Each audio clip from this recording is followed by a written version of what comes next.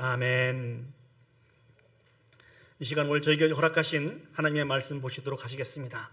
우리 자리에 일어서셔서 주신 말씀을 받도록 하겠습니다. 신약성경 누가복음 6장 12절에서 19절까지 말씀입니다. 누가복음 6장 12절에서 19절까지 말씀입니다. 제가 가져온 성경은 신약성경 98면에 있습니다. 제가 봉독해 드리도록 하겠습니다. 이때에 예수께서 기도하시러 산으로 가사 밤이 새도록 하나님께 기도하시고 밝음에 그 제자들을 부르사 그 중에서 12를 택하여 사도라 지정하셨으니 곧 베드로라고도 이름을 주신 시몬과 그의 동생 안드레와 야고보와 요한과 빌립과 바돌로메와 마테와 도마와 알페오의 아들 야고보와 셀롯이라고 하는 시몬과 야고보의 아들 유다와 예수를 파는 자 될 가룟 유다라. 예수께서 그들과 함께 내려오사 평지에 서시니 그 제자의 많은 무리와 예수의 말씀도 듣고 병고침을 받으려고 유대 사방과 예루살렘과 두로와 시돈의 해안으로부터 온 많은 백성도 있더라. 더러운 귀신에게 고난받은 자들도 고침을 받은지라. 온 무리가 예수를 만지려고 힘쓰니 이는 능력이 예수께로부터 나와서 모든 사람을 낫게 함이로라. 아멘. 자리에 앉으시겠습니다. 오늘 누가복음 6장 12절에서 19절 말씀을 통하여서 밤이 새도록 하나님께 기도하신 예수님이라고 하는 말씀의 제목으로 여러분과 같이 은혜를 나누기를 원합니다. 설교를 시작하면서 유재덕이라고 하는 분이 쓰신 청소년을 성장시키는 이야기라고 하는 이 책에 기록되어 있는 짧은 이야기를 여러분에게 말씀드리기를 원합니다. 파도가 몹시 심하게 치는 날 부둣가에서 놀고 있는 어린 아이가 있었습니다. 그런데 그만 물에 휩쓸려서 바다에 빠지고 말았습니다. 다행히 그것을 보고 있었던 한 사내가 있었습니다. 이 사내는 물에 빠져 허우적거리는 이 어린 아이를 구하기 위해서 목숨을 걸고 바다에 급히 뛰어들었습니다. 이분은 어부였습니다. 어릴 때부터 이 바다에서 잔뼈가 굵었던 그였지만 강한 바람과 거친 파도로 인해서 휩쓸리고 있는 그 아이를 구하기는 정말 쉽지 않았습니다. 그러나 이 사내는 결코 포기하지 않았습니다. 온 힘을 다해서 헤엄을 쳐서 그 아이에게 가까이 갈 수 있었고 그 아이를 구해낼 수 있었습니다. 조금 시간이 흐른 후에 겨우 병원에서 눈을 뜬 이 어린아이가 자신을 구해준 그분에게 이렇게 이야기를 했습니다. 아저씨, 저를 구해주셔서 정말 고맙습니다. 이 은혜를 절대로 잊지 않고 살겠습니다. 이 말을 들은 이 사내가 이렇게 이야기를 했다고 합니다. 내가 목숨을 걸고 너를 구할 만한 가치가 있었다는 것을 앞으로 살아가면서 꼭 증명했으면 좋겠다. 이 사내에게 있어서 가장 가치 있는 일은 한 생명이었습니다.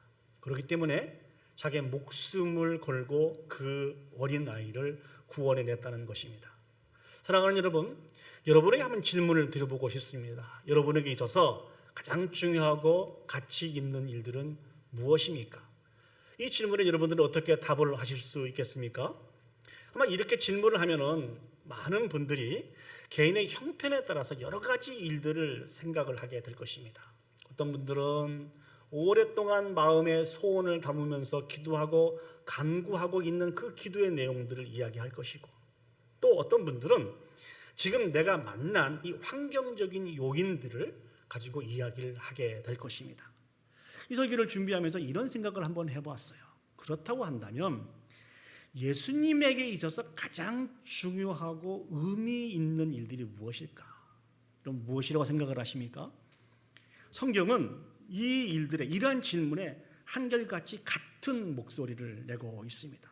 오늘 본문을 묵상하면서 주신 은혜를 같이 나누며 은혜를 나누기를 원합니다. 첫 번째로 생각해 보기를 원하는 것은 우리 주님이 매우 중요하게 생각하고 의미 있게 생각하는 것은 주님의 제자로 살아가는 것입니다. 누가요? 저와 여러분들이 주님의 제자로 살아가는 것이 우리 주님께서 정말 중요하게 생각하시고 가치 있게 생각하는 것입니다. 오늘 본문을 보시면 예수님께서 기도하시러 산으로 올라가셨다, 그렇게 기록을 하고 있습니다. 그런데 기도하시되 밤이 새도록 하나님 앞에 기도를 했다는 것입니다.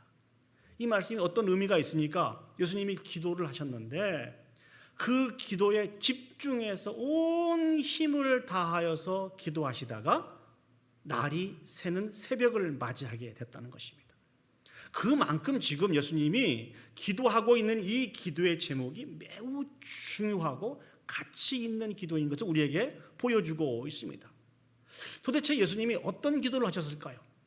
오늘 본문 누가복음 6장 13절에서 16절 말씀을 보시면 예수님이 어떤 기도를 하셨는지를 우리가 알 수가 있습니다. 한번 성경을 보시죠. 누가복음 6장 13절에서 16절 말씀입니다. 밝음에 그 제자들을 부르사 그 중에서 12를 택하사 사도라 칭하셨으니 곧 베드로라고도 이름을 주신 시몬과 그의 동생 안드레와 야고보와 요한과 빌립과 바돌로메와 마태와 도마와 알페오의 아들 야고보와 셀롯이라는 시몬과 야고보의 아들 유다와 예수를 파는 자 될 가룟 유다라.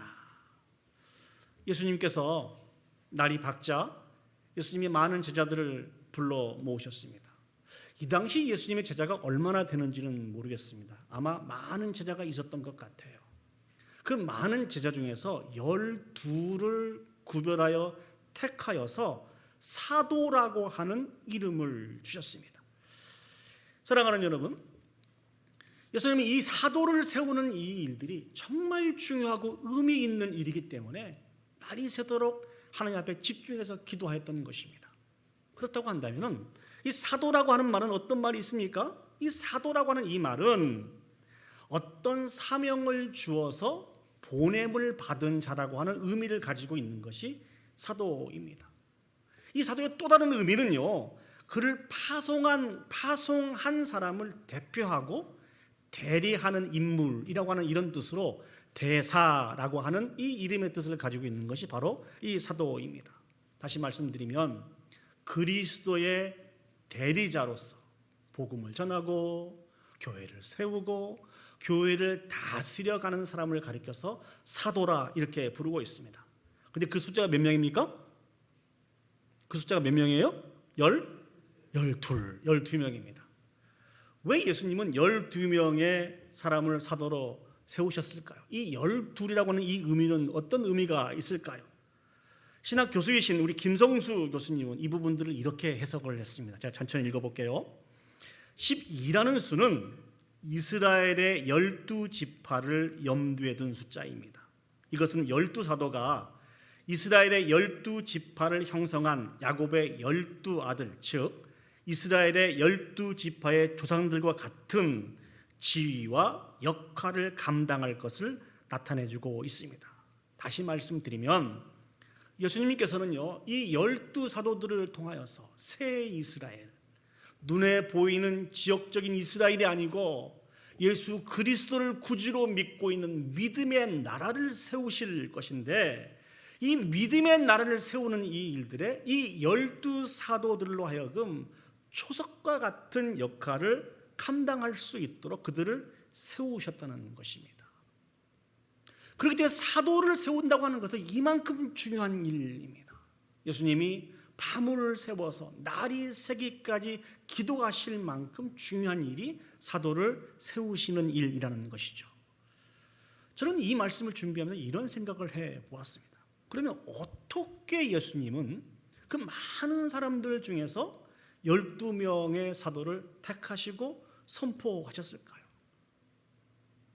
사도로 세움을 받은 이들은 어떠한 자격과 조건을 가지고 있었기에 예수님으로부터 택함을 받으셨을까요? 근데 12명의 모습을 보면은 어떤 공통점을 발견할 수 없는 것 같아요.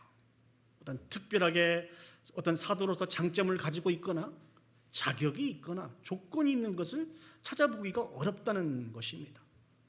그 중에는 세리들도 있습니다. 또 어부들도 있었어요. 또 그 중에는 열심당원이 있었습니다. 이 열심당원이라고 하는 것은 우리나라의 모습으로 표현하면 독립운동을 했던 사람들입니다. 또 그곳에는 예수님을 팔게 될 가룟 유다도 있었고, 또 그 중에는 왕족이라고 불리는 그런 사람도 있었다는 것이죠. 이 사람들의 이 모습을 살펴보면 어떻게 이런 사람들이 사도가 될 수 있을까?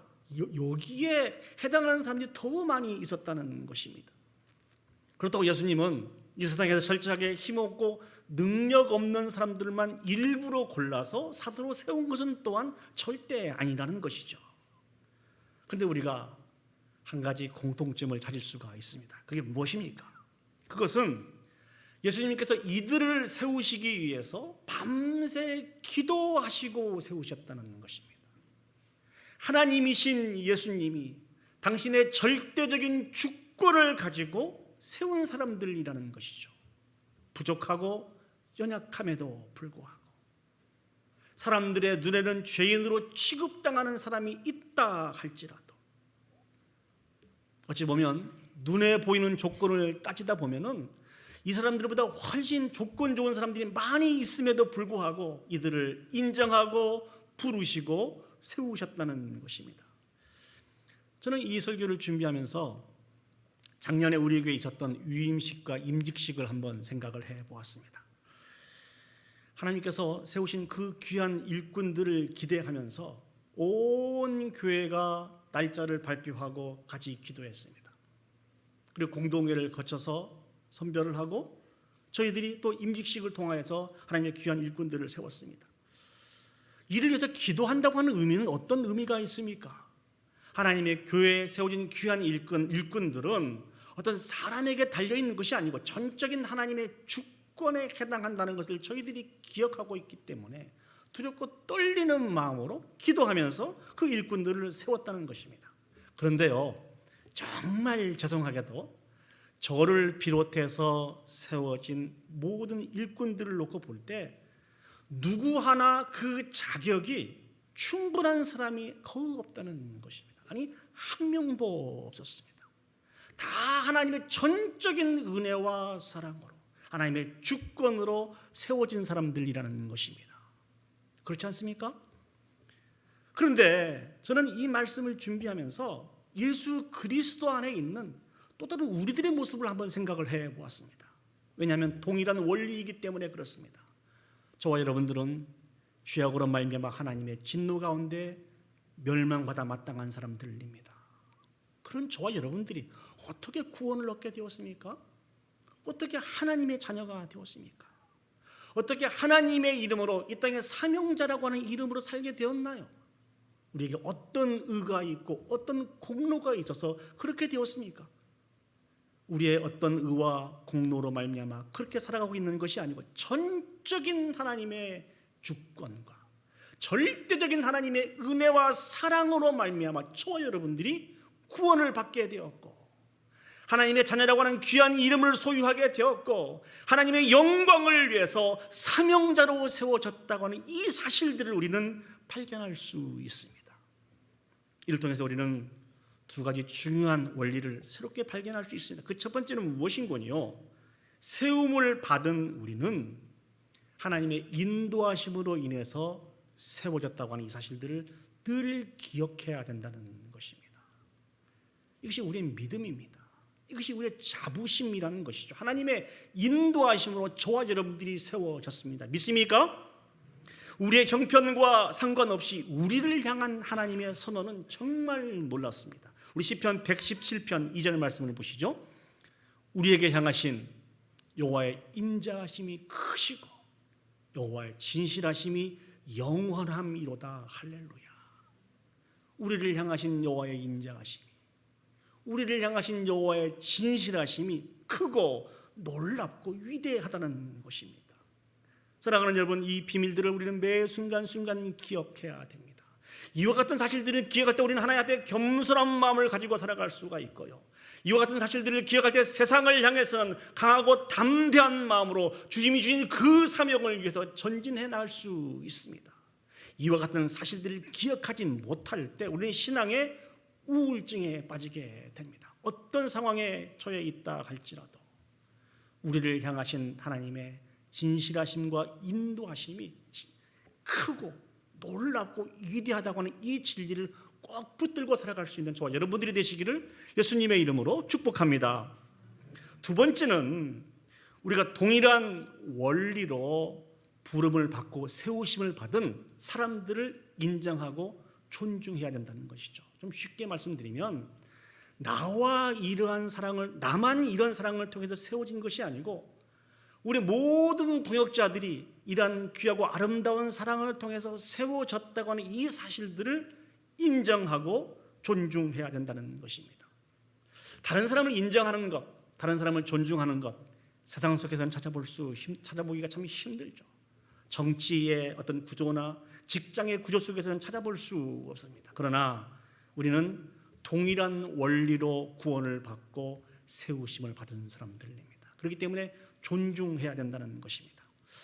제가 신학교를 다닐 때 저희 반의 전체 총원이 80명이었는데 딱 80명만 뽑았어요. 그중에 한 분이 좀 특별한 분이 계셨어요. 저희들이 생각할 때 이분은 우리와 잘 어울리지 않는 것 같다고 하는 그런 분이셨습니다. 왜냐하면 다들 존경하는 교수님을 모시고 진지한 마음으로 수업을 하고 있으면 늘 손을 들고 엉뚱한 질문을 하세요. 그래서 그 분위기를 늘 망치고 했습니다. 또 몇몇 우리 전사님들이 모여서 이런저런 교회에 대한 이야기, 자신의 신앙의 고민에 대한 이야기를 나누고 있으면 꼭 끼어들어요. 그래서 주제를 확 바꾸거나 늘 웃고 떠들고 즐기는 이런 분위기를 늘 만들어 갔습니다. 그런데 이런 성격을 가지신 분이 특이한 것은 모든 모임마다 다 참석을 해요. 이 모임에 가도 있고 저 모임에 가도 있고 저 모임에 가도 있고 그러다 보니까 어떤 분이 이렇게 이야기를 하더라고요. 저 친구는 꼭 이 모임에 참석을 해야 되냐 이렇게 이야기할 정도 좀 특별한 분이 계셨습니다. 시간이 많이 지나고 이 특별한 분도 한국에서 지금 담임 목회로 수고를 하고 계시는데요. 얼마나 성도들을 잘 섬기는지 모릅니다. 탁월한 대인관계 이 특성을 가지고 누구나 만나고 어디나 쉽게 찾아가고 무겁고 힘든 주제를 가지고 상담하기 위해서 찾아온 많은 성도들을 편안하게 해주고요. 잃어버렸던 웃음을 되찾게 해주고 즐거움을 만끽할 수 있도록 늘 그런 역할을 하면서 성도들을 잘 섬기고 있습니다. 그 모습을 볼 때마다 늘 미안한 마음이 들어요. 제가 가지는 선입견으로 인해서 그렇게 선을 그어놨던 그 미안한 마음이 들더라고요. 물론 저와 그분 관계는 너무너무 좋습니다. 오해하지 마세요. 지금도 서로 힘들 때마다 위로하고 격려하고 같이 기도해주고 하는 귀한 동역자입니다. 사랑하는 여러분, 우리와 다른 사람을 틀리다고 해서는 안 된다는 것이죠. 우리와 다를 뿐이에요. 그 다른 성품을 주신 분이 누구십니까? 하나님이시라는 것이죠. 우리는 이 진리를 기억해야 된다는 것이죠. 나뿐만 아니라 그분도 하나님의 천적인 은혜와 사랑을 통하여서 세워진 하나님의 귀한 사람인 것을 늘 기억하며 살아야 됩니다. 이 설교를 준비하면서 우리 워싱턴 제1장로교회 오원 성도들은 저에게 어떤 분들인가 이 의미를 한번 생각을 해보았습니다. 놀라지 마십시오. 여러분은 저에게 정말 특별한 분들이십니다. 왜 그런 거니? 제가 오랫동안 이 담임 사역을 위해서 기도를 해왔습니다. 정말 오랫동안 기도를 했어요. 그 오랫동안 기도를 하면서 빼놓지 않고 했던 기도가 어떤 기도인 거니? 누구보다도 하나님을 사랑하고 누구보다도 교회를 사랑하고 서로 존중하고 배려할 수 있는 귀한 멤버들을 만날 수 있도록 핵심 멤버들을 만날 수 있도록 하나님 도와주십시오. 그 멤버들과 귀한 동역을 이루어서 하나님의 몸된 교회를 잘 세워서 영광 올려드릴 수 있도록 도와주십시오. 제가 기도할 때마다 빼놓지 않고 담임사역을 준비하면서 기도했던 제목입니다. 정말 오랜 시간 동안 간절히 기도하고 만난 사람들이 누굽니까? 바로 여러분들이라는 것이죠. 그렇기 때문에 한 분 한 분 저에게는 다 의미가 있습니다. 참으로 귀하신 분들입니다. 하나님이 오랫동안 기도하고 기다렸던 그 기도에 응답하신 분들이 바로 여러분들이라는 것이죠. 그렇기 때문에 적어도 제 앞에서는 이런 얘기를 해서는 안 됩니다. 난 우리 교회에서 불필요한 존재인 것 같다. 두 번째, 나는 우리 교회에 아무런 도움이 되지 않는 것 같다. 그런 이야기를 저 듣는 데서는 하시면 안 됩니다. 왜냐하면 여러분들은 하나님이 저에게 주신 귀한 열매이기 때문에 그렇습니다. 우리 모두는 주님께서 사도를 세우실 때에 밤이 새도록 기도하고 세우신 것처럼 감당할 수 없는 놀라운 사랑의 대가를 지불하고 사신 하나님의 귀한 존재들입니다. 이와 같은 사실들을 늘 기억했으면 좋겠습니다. 그리고 원망과 불평 대신에 감사와 찬양과 영광을 올려드리시는 저와 여러분들이 되시기를 예수님의 이름으로 축복합니다. 아멘. 오늘 본문을 통해서 우리가 생각해 볼 수 있는 두 번째는요, 주님이 정말 중요하게 생각하고 가치 있게 생각하는 것은 주님의 능력으로 세상을 섬기는 것입니다. 우리 한번 따라서 해보시겠습니다. 주님의 능력으로 세상을 섬기는 것입니다. 자, 오늘 본문을 다시 한번 보시죠. 누가복음 6장 17절 말씀을 보시겠습니다. 예수께서 그들과 함께 내려오사 평지에 서시니 그 제자의 많은 무리와 예수의 말씀도 듣고 병고침을 받으려고 유대 사방과 예루살렘과 두로와 시돈의 해안으로부터 온 많은 백성도 있더라. 자, 사랑하는 여러분, 이 누가복음 6장 17절 말씀을 한번 머릿속으로 한번 그려보시죠. 이 한편에는 예수님이 계시고 예수님이 밤새 기도하시고 선별해서 공포하신 12명의 사도가 있었습니다. 이 다른 한편에는 다른 제자들과 세상에서 실패하고 날망하고 절망 속에 있다가 예수님에 대한 소문을 듣고 오직 예수님께만 소망이 있다고 생각하고 나온 무리들이 있습니다. 이 두 무리가 만나게 되었을 때 어떠한 일들을 기대할 수 있을까요? 여러분 한번 생각을 해보시죠. 예수님과 12 사도의 무리와 세상에 있는 많은 무리들이 만났을 때 어떠한 기대가 있을까요? 이 그림을 그려놓고 아무런 기대를 하지 못하고 있다 하면은 그 자신에게 문제가 있는 것입니다. 조금 이해를 돕기 위해서요, 누가복음 7장을 보시면요, 예수님께서 나인이라고 하는 그런 성으로 이렇게 걸어가고 계셨습니다. 근데 또 다른 행렬이 예수님을 향해서 걸어오고 있었어요. 그 행렬은 어떤 행렬인군이 장례의 행렬이었습니다. 누가복음 7장의 그 죽은 자는 한 어머니의 독자였고 이 어머니는 과부라고 성경에 표현되고 있습니다. 제가 늘 반복해서 말씀을 드리죠. 남편은 현재의 소망이고 자식은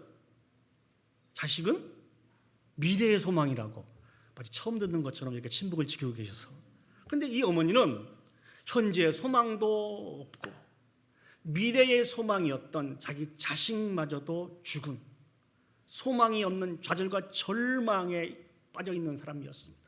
한 예수님은 사람을 살리는 행렬이고 이 장례의 행렬은 소망이 없는 행렬이라는 것이죠. 이 두 행렬이 만나게 되었어요. 이 두 행렬이 만나게 될 때 거기에는 놀라운 역사가 나타나게 됩니다. 누가복음 7장 14절 말씀을 보시죠. 가까이 가서 그 관에 손을 대시니 맨 자들이 서는지라. 예수께서 이르시되 청년아 내가 내게 말하노니 일어나라 하시매. 소망이 없는 행렬이 예수 그리스도를 만나게 됨으로 말미암아 소망이 있는 행렬로 바뀌게 되었습니다. 오늘 본문을 다시 한번 보시죠. 예수님께서 자신에게 다가오는 많은 사람들, 소망이 없는 많은 사람들을 만나서 그들을 치료해주고 고치시게 됩니다. 우리 누가복음 6장 18절 말씀 보시면 더러운 귀신에게 고난을 받은 자들도 고침을 받은지라 말씀하고 있습니다. 이 일로 인해서 어떤 일들이 생기죠? 누가복음 6장 19절 말씀을 보시죠. 온 무리가 예수를 만지려고 힘쓰니 이는 능력이 예수께로부터 나와서 모든 사람을 낫게 함이더라. 예수님으로부터 세움을 받은 12 사도는 이와 같이 예수님의 대리자로서 사명을 감당해야 합니다. 이 사도들이 섬겨야 될 사람이 누구입니까?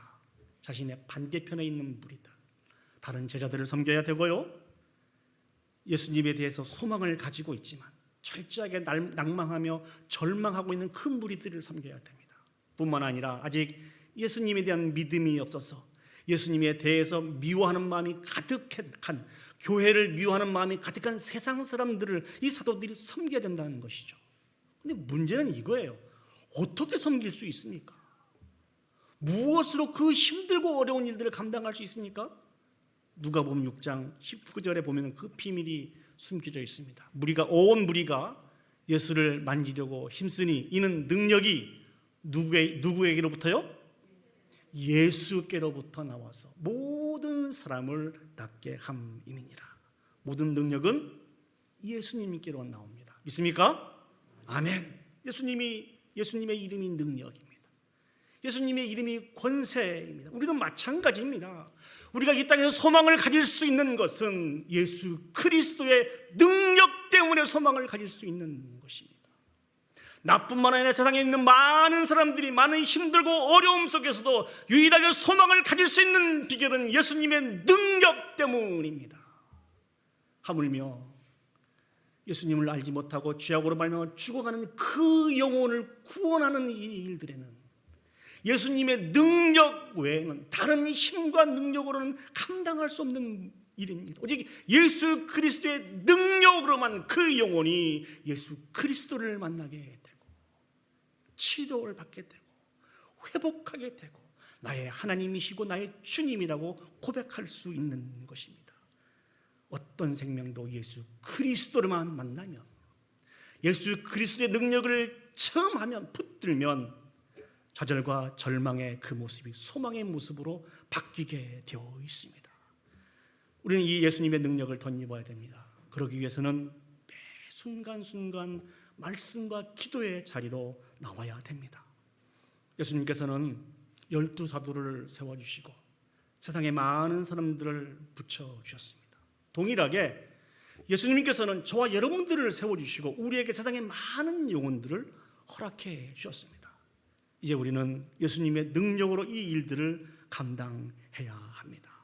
한 찬양의 가사를 여러분에게 읽어드리도록 하겠습니다. 이곳에 생명샘 솟아나 눈물 골짜기 지나갈 때에 모자나 열매 맺히고 웃음소리 넘쳐나리라. 꽃들도 구름도 바람도 넓은 바다도 찬양하라 찬양하라 예수를. 하늘을 울리며 노래해 나의 영혼아 은혜의 주 은혜의 주 은혜의 주. 그날에 하늘이 열리고 모든 이가 보게 되리라. 마침내 꽃들이 피고 영광의 주가 오시리라. 꽃들도 구름도 바람도 넓은 바다도 찬양하라 찬양하라 예수를. 하늘을 울리며 노래해 나의 영혼아 은혜의 주 은혜의 주 은혜의 주. 이 찬양은 일본에서 개척교회를 섬기신 그 선교사님이, 그 목사님이 소망이 없는 그 일본 땅, 여러분 일본 가보셨어요? 아마 가보신 분들은 아실 겁니다. 나라 전체가 우상을 섬기고 있어요. 모든 우상이 가득한 나라입니다. 저도 일본을 가면서 내린 결론이 무엇인지 아세요? 이 나라는 소망이 없구나. 용서하세요. 이 나라는 소망이 없구나. 그 소망이 없는 나라에 소망이 없는 어린 생명들을 바라보고 이 찬양의 가사를 지으면서 복음을 증거하기 위해서 이게 지었던 이런 곡입니다. 소망이 없는 그들이, 소망이 없는 그 어린 생명들이 우리의 진정한 능력이 되신 예수 그리스도를 만나기만 하면 그 절망과 그 불행이 참된 소망으로 바뀔 것이라고 하는 이런 사모함을 가지고 이 곡을 지어서 복음을 증거하기 위해서 지은 곡이라는 것이죠. 사람의 힘과 능력으로는 우리 앞에 서 있는 세상의 능력들이 너무 강력해 보입니다. 어떻게 우리가 그것들을 감당할 수 있어요? 우리의 힘과 능력으로는 절대로 감당할 수 없습니다. 그러나 사랑하는 여러분, 주님의 능력이라면 어떨까요? 주님의 능력이라면 다른 이야기가 되는 것이죠.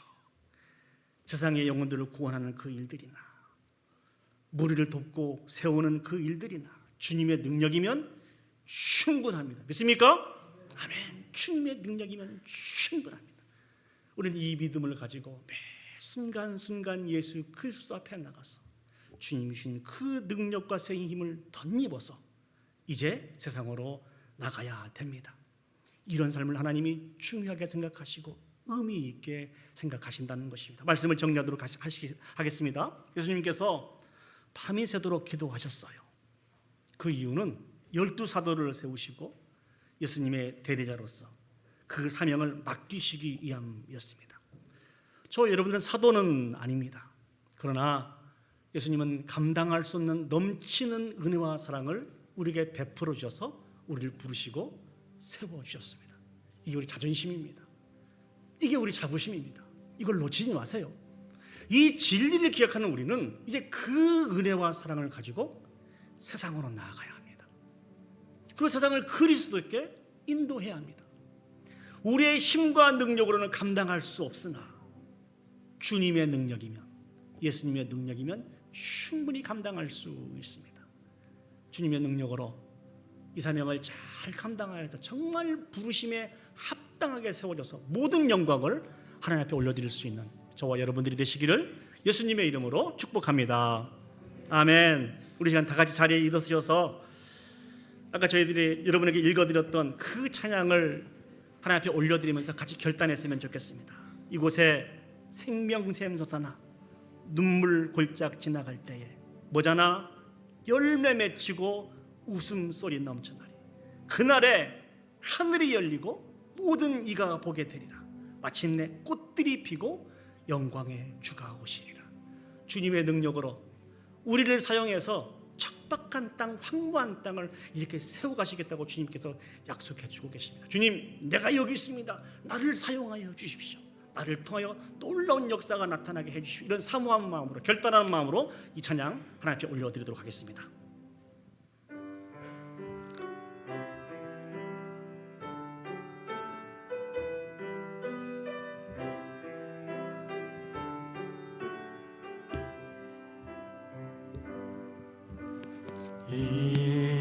이곳에 생명샘 솟아나 눈물 골짝 지나갈 때에 모자라 열매 맺히고 웃음소리 넘쳐나리라. 꽃들도 구름도 꽃들도 구름도 바람도 넓은 바다도 찬양하라 찬양하라 예수를. 하늘을 울리며 노래해 나의 영혼아. 은혜의 주 은혜의 주 은혜의 주. 그날에 하늘이 열리고 그날에 하늘이 열리고 모든 이가 보게 되리라. 마침내 꽃들이 피고 마침내 꽃들이 피고 영광의 주가 오시리라. 꽃들도 구름도 바람도 넓은 바다도 찬양하라 찬양하라 예수를.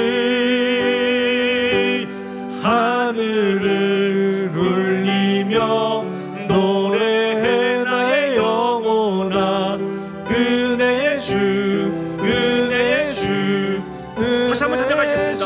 꽃들도 구름도 꽃들도 구름도 바람도 넓은 바다도 찬양하라 찬양하라 예수를. 하늘을 울리며 노래해 나의 영혼아. 은혜의 주 은혜의 주 은혜의 주. 우리 시간 오늘 주신 말씀을 기억하시고 또 우리가 올려드리는 이 귀한 찬양을 기억하시면서 우리 합심해서 결단의 찬양을 기도를 올려드리도록 하겠습니다.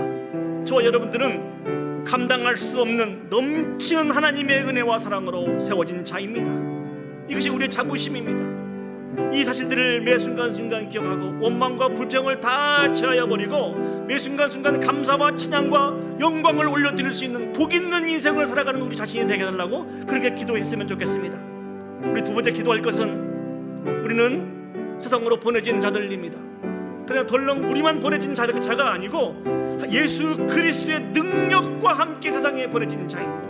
예수 그리스도의 능력이면 우리는 모든 사명을 감당할 수 있습니다. 그 능력에 의지하여 매 순간순간 믿음으로 예수 그리스도를 신뢰하여서 주의 사명을 잘 감당해 나갈 수 있도록 우리의 헌신과 수고를 통해서 황무한 그 땅에 물이 흐르고 싹이 나고 아름다운 꽃이 만발하여 향기를 뒤덮이는 놀라운 역사가 있을 수 있도록 우리 다 같이 한 목소리로 통성으로 기도 올려드리도록 하겠습니다. 기도하시겠습니다. 하나님 은혜가 충만하신 아버지 하나님 은혜와 사랑을 진심으로 감사드립니다. 우리를 사랑하시되 끝까지 사랑하여 주신 그 은혜와 사랑을 기억합니다. 전능하신 아버지 하나님, 감당할 수 넘치는 은혜와 사랑을 통하여서 우리가 세워진 자인 것을 기억합니다.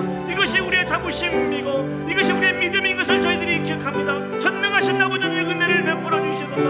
아버지 하나님 함께하여 주시옵소서. 우리와 마음과 우리의 있을 속에 원망과 아버지 하나님 불평을 다 제하여 버리고 이 놀라운 진리를 마음에 새김으로 말미암아 매 순간 감사와 찬양과 영광을 올려드리며 살아갈 수 있도록 하나님 축복하여 주시옵소서. 특별히 아버지 하나님, 우리는 세상으로 보내진 사도와 같은 자인 것을 기억합니다. 그러나 아버지 주님의 능력과 함께 우리를 보내주시니 진심으로 감사드립니다. 주님의 능력이면 그 어떤 생명도 변화가 되고 예수 그리스도 앞에 돌아온 놀라운 역사가 있는 줄 믿습니다. 황무해져가는 이 땅에 아버지 하나님 물이 흐르게 해주시고 아버지 하나님 이미 나고 아버지 하나님 싹이 자라고 아름다운 꽃이 만개하여서 향기를 드러내는 그 놀라운 역사가 예수 그리스도의 능력이면 가능한 줄 믿습니다. 아버지 하나님, 우리 교회를 그렇게 사용하여 주시옵소서. 우리 자신을 그렇게 사용하여 주시옵소서. 오 주님, 우리를 붙드시고 영광 받아 주시옵소서. 참 좋으신 아버지 하나님, 은혜와 사랑을 감사드립니다. 우리가 이렇게 존귀한 자인지, 우리가 이게 가치 있는 인생인지 오늘 말씀을 통해 다시 한번 확인해 볼 수 있었습니다. 감당할 수 없는 넘치는 은혜와 사랑을 베풀어 주심으로 말미암아 가치 있고 의미 있는 자로 세워주셨으니 우리 입술 속에서 원망과 불평을 예체하여 버리게 해주시고 매 순간순간 감사와 찬양과 영광을 올려드리며 살아갈 수 있도록 하나님 축복하여 주시옵소서. 간절히 소망합니다. 신앙에 우울증이 걸리지 않도록 도와주시옵소서. 특별히 아버지 하나님, 우리를 이렇게 구별하여 선택하시고 세상에 보내신 자인 것을 저희들이 기억합니다. 하나님, 함께하여 주시옵소서. 우리만 홀로 보내주시지 않고 능력이신 예수 그리스도의 능력과 함께 보내심을 감사합니다. 그 어떤 생명도 예수 그리스도의 능력 앞에 붙잡힌 바 되었을 때 깨어지고 변화가 되고 온전케 회복될 줄 믿습니다. 황무해져가는 세상이 우리가 통로가 되어서 우리에게 허락하신 예수 그리스도의 그 능력으로 물이 흐르게 해주시고 싹이 나게 해주시고 많은 꽃들이 만개해서 향기를 품어내며 영광 올려드리는 그 놀라운 역사가 우리 개인을 통해서 나타나게 해주시옵소서.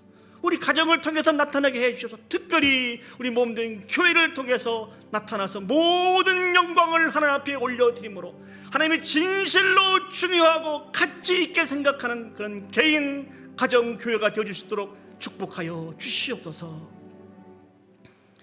이제는 우리 구주 예수 그리스도의 은혜와 하나님 아버지의 무한하신 사랑과 성령 하나님의 감화 감동 역사 인도하신 은혜가 하나님의 온전한 사랑과 은혜로 말미암아 우리가 지어졌고 살아감을 기억하고 매 순간순간 원망과 불평보다는 감사와 찬양과 영광을 올려드리며 또한 특별히 세상으로 보내진 자인 것을 기억하고 주님의 능력으로 세상에 보내진 자인 것을 기억하고 우리 자신을 들여 헌신함으로 말미암아 황망하고 척박한 그 땅에 물이 흐르고 싹이 나고 꽃이 만개하여 영광을 올려드리는데 귀하고 아름답게 사용되기를 소원하고 결단하는 오늘 예배 참석한 온 성도들 머리 위에와 그들의 가정과 직장과 온 교회 위에 이제로부터 영원히 함께 하시기를 간절히 축원하옵나이다. 아멘. 아멘. 주여.